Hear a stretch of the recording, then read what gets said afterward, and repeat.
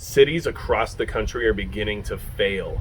These major municipalities like Seattle, Atlanta, Chicago, New York, they're failing their constituents when it comes to providing them with a safe and secure place to live. There's a storm brewing across the country right now, much like the one behind me, where conflict seems like it's at an all-time high of possibility. These people are being left to their own terms in these major municipalities, and they're starting to ask for help. And when help is asked for, whether or not it's from one side or the other, people show up and things start to happen. So stick around for the rest of the video so we can talk about how the cities are failing and conflict is right on the horizon.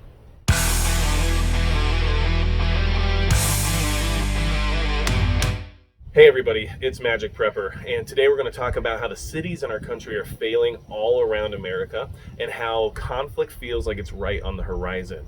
There's a storm brewing right here in my backyard today, and it made me feel like, this was a metaphor for what's happening around our country. This storm has been brewing for a long time, and things are starting to be put into place that is going to cause this storm to actually rain. And that's where we have to keep our heads at right now. Things are about to spiral out of control if they're allowed to.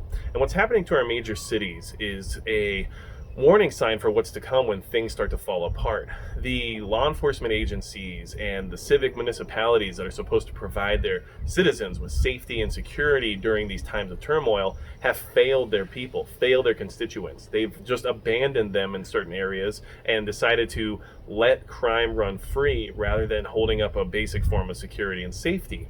And in doing so, it's shown us that during a time of emergency and during a time of unrest, we can't count on any of these civic municipalities to actually take care of the people within them.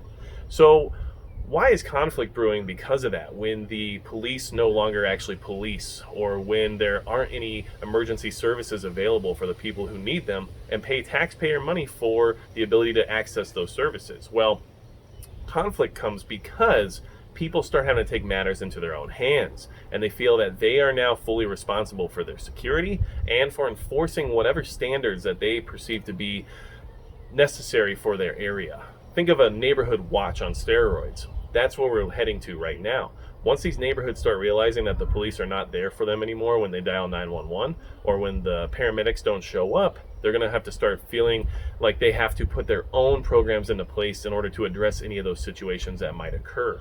And if you're preparing for SHTF and you're watching the events that are happening right now, and maybe you're in a municipality and you're not sure exactly what to do about it, hit that subscribe button below so that way we can keep talking about it and keep figuring out ways that we can better prepare ourselves for what's to come. So once people start taking things into their own hands, that's where conflict comes into place, because eventually those people are judge, jury, and executioner when it comes to deciding who should be allowed to do what in their area, in their neighborhood, or wherever it might be. And that's what's being formed right now, because there's no law enforcement there to say what the standards and the rules are that the county or the city or even the state voted on to say that this is what's legal and this is what's not. Once those structures are gone, then the people have to decide what they feel is right or wrong. And that's when mob mentality becomes a big risk, and that's where conflict comes into place. Because two sides right now, when it comes to our country, the dichotomy that we have that doesn't work but still exists for some reason, aren't going to agree on who should be able to do what and for what reasons. And when those two sides come together to argue about why one of their groups is allowed there or one of the groups is not, that's where conflict comes into place. Not to mention, these different sides are starting to call for help.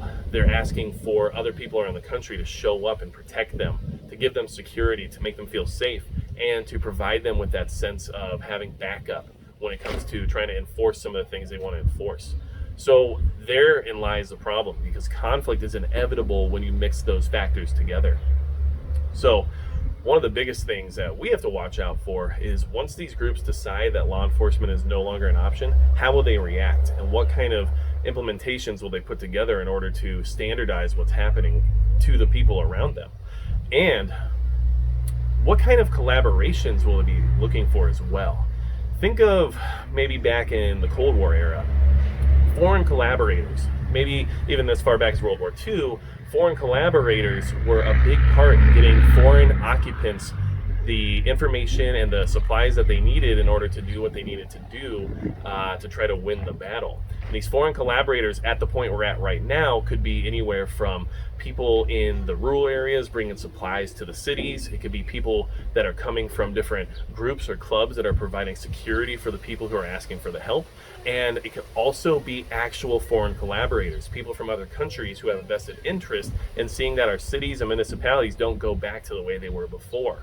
So these are people we have to watch out for, because even if you're associated with one side or the other and you're worried about how you're going to maintain security in your area and your urban environment, you have to watch out for these foreign collaborators.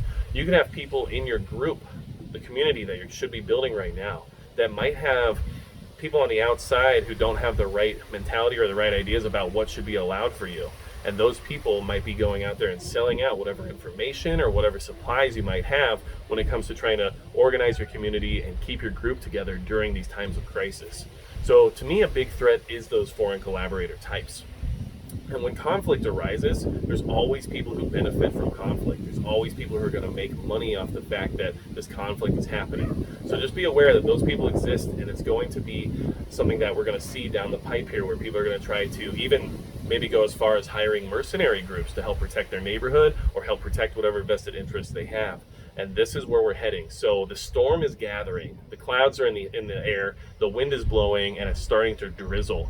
Will there be lightning and thunder? Will there be heavy rain or hail? Or who knows, even a tornado? Quite possibly. But as of right now, we can't exactly predict that. We can just see that storm on the horizon. And until you weather the storm, you don't know what kind of destruction it's going to bring with it.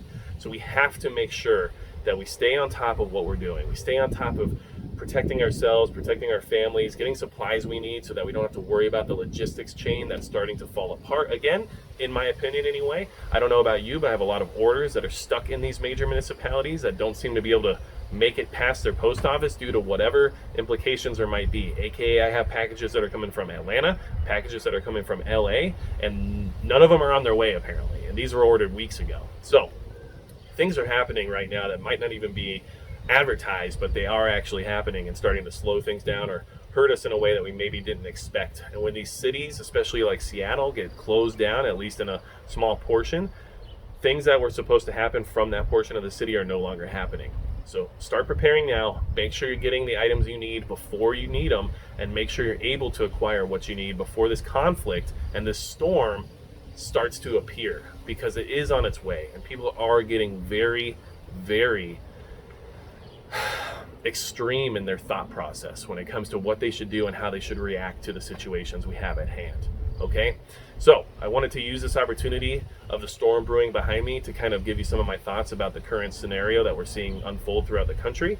I wanted you to be prepared for the idea that conflict is on the way, and I want you to make sure that you are preparing in the best way you can to respond to conflict. And what that means is your security and your communication with groups and community. You need to start building a community now. You need to start building a group now. You need people to rely on, because when these emergency services no longer exist, and when you can't call the police because they're too busy or they have their hands full, or maybe they aren't even allowed to respond to any calls, that group is who you need to rely on in case things get out of hand. And if you have a good group of solid individuals who you know have your back and have their own preps and security put away and they know how to handle themselves, that could be the difference between life or death in a situation where you have mob rule and you need backup and the police aren't there for you.